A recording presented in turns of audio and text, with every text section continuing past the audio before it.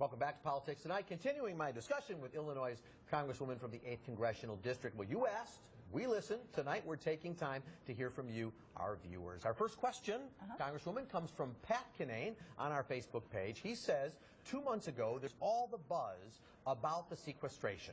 Now nobody's even talking about it, let alone trying to resolve it.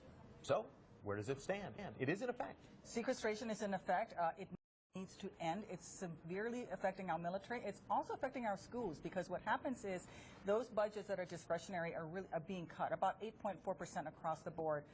It's very real for me because I see the effects every day on the Armed Services Committee, so much so that I actually have been, ever since the first month of sequestration, been giving back 8.4% of my salary.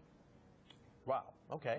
I write a check every month, because if I can't get my job done in Washington and solve sequestration, then I should suffer the same pain as everyone else that's getting the 8.4% cut. You'd make Governor Quinn happy with that. He's cutting off some salaries for people, too. We'll leave that one alone. And so, on education, by the way, I mean, the loan vote happened. You were very vocal voice on the notion of having to lower those rates. But some have said, so Congress passed the bill. The problem is that in time, students may actually be paying higher rates. It's not exactly what you wanted to happen.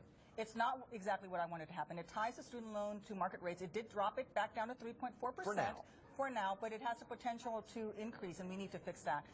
And I voted for that bill because it does fix the problem for now, but we need to go back, roll up our sleeves, and at least put in a cap. Let's make sure that students and their parents don't end up paying 9, 10, 12%.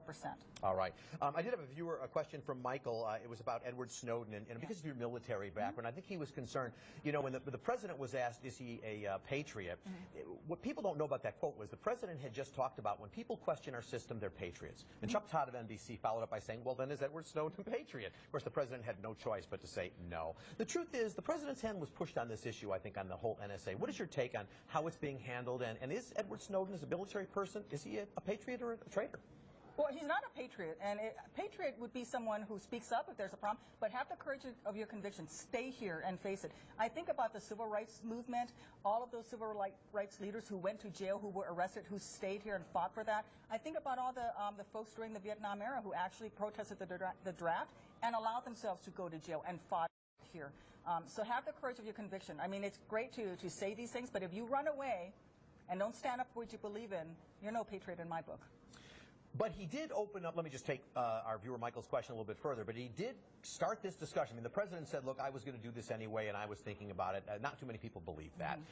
His hand was pushed on it. What is your sense of how far NSA monitoring should go? Again, you served in Iraq. You paid a heavy price in Iraq. Obviously, we want to know if terrorists or bad people are up to something. We absolutely do, but that's why the FISA courts are there. If you're going to listen in on Americans, you better have a warrant, and you better go to court to get it. The FISA courts have been around since the 1970s. Some are saying at this point, with technology, things the way they are, they're a bit archaic. You know, having Chief Justice Roberts appoint some retired judges, we don't even know who they are. Are you happy with the way that system works? Would you make some modifications to how those decisions get made? I would be open to taking another look at the FISA court and making sure that they're here in this century and not last century, and that they are responsive to the needs that are now. But we need to keep them because we need to make sure that people's privacy rights are protected. All right, fair enough. Well, at least we got a couple of those viewer questions in. I apologize to those we didn't get to, but hang with us because we will be back with more from Congresswoman Tammy Duckworth after these words.